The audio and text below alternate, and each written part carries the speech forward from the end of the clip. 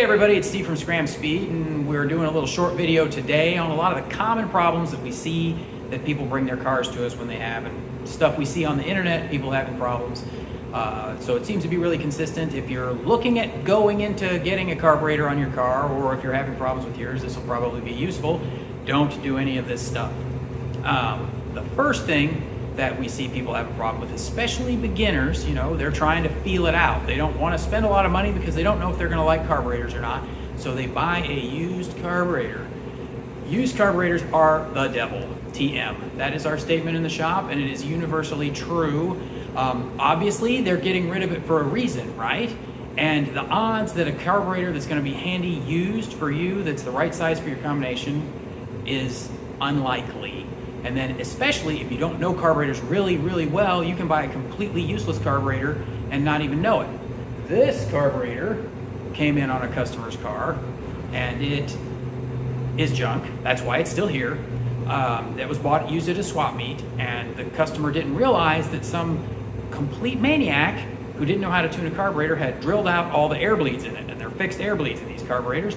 And that makes it completely useless for any combination ever, and it's really hard to rebuild it, so it turns that carburetor into just junk. So don't buy used carburetors, especially if you're just starting out. Next thing is, if you're buying a new carburetor, and you should, people buy too big of carburetors, and I think that's mostly a guy thing. Guys like big things. They think they're gonna miss out on a lot of horsepower, but so they always wanna go too big. Carburetors flow really well. So a 750 carburetor that you're going to buy today flows more than 750 CFM. So it's not going to be a good choice for a lot of the engines that people are putting carburetors on. So again, the best thing to do here is to ask somebody who knows. There will be a thing later about that though too. People also, and I've seen this a lot recently, people who just want to have, they've got a car, they're just going to race on the weekends or drive around or whatever. They contact some high-end carburetor builder who really what their purpose is to sell carburetors for that guy that needs those extra 300-400s, right? They're not carburetors for a guy, because I think people think that, well, I can spend a lot of money and get a carburetor and then I won't have to tune it. And that doesn't exist. I know every carburetor builder is going to have a thing where it's going to say, yeah, you can do this and just drop it on right out of the box. And you do theoretically have the advantage there of you have somebody you could call and get some help.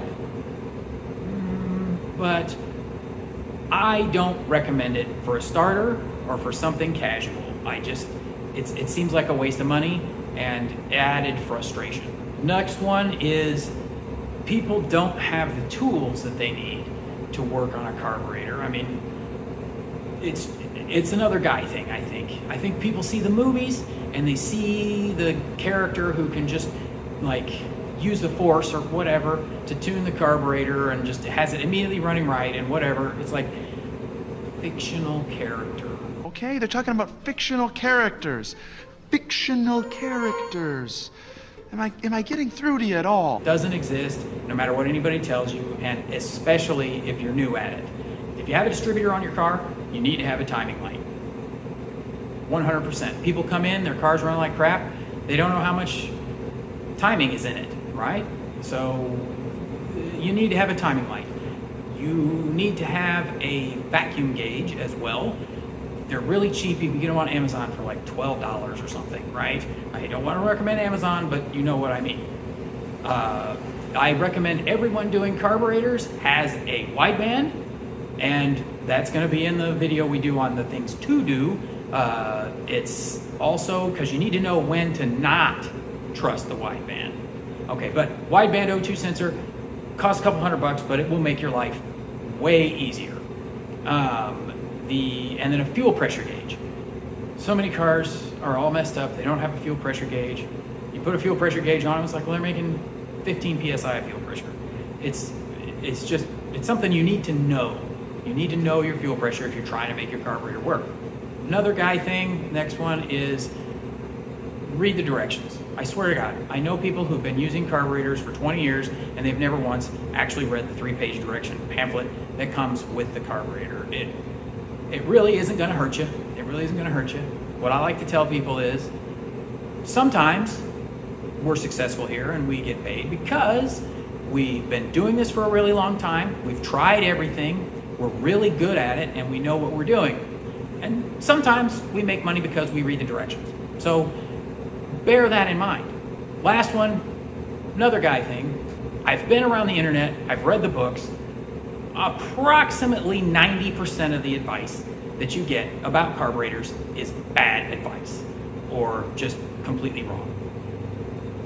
Everybody's got a buddy or an uncle or an uncle's buddy who knows all about carburetors and doesn't need to pay any attention to the directions and doesn't need to, and he says you can run a 1050 Dominator on your slant 6 and yada, yada, yada. Ignore those people. Be very, very cautious about what advice you take, who you let mess with it. Most people have no idea what they're doing. If you're doing any of those things, or if you know someone who is, be sure that you point them in the right direction. We're gonna have a video out here real shortly that's gonna be how to do all of those things correctly. And I think it's gonna make everybody's life a whole lot easier, and it probably would change their opinion about carburetors in general. Be sure to hit the like and subscribe so you can see that video when it comes out, and hit the bell notification because, again, YouTube really likes that. And we'll be back shortly. Thanks.